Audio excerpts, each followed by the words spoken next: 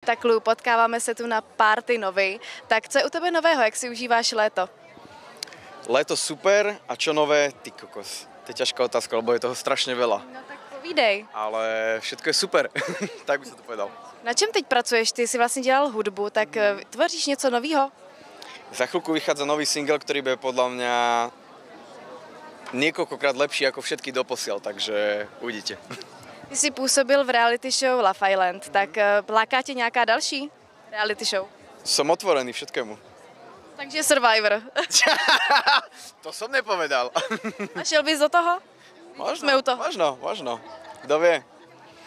Minulý rok volali, tak uvidíme, či tento rok zavolajú.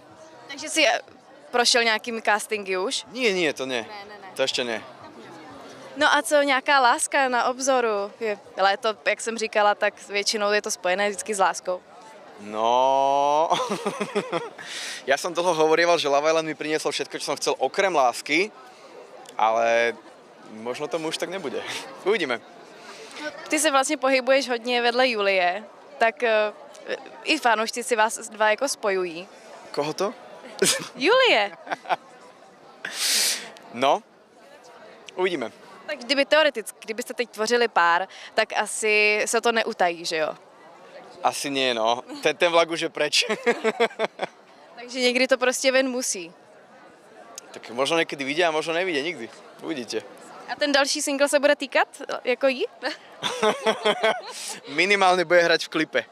Lu, já se chci ještě zeptat na Adrianu, protože vím, že vy máte nějaký teďkon negativní vztahy spolu, nebo třeba už ne?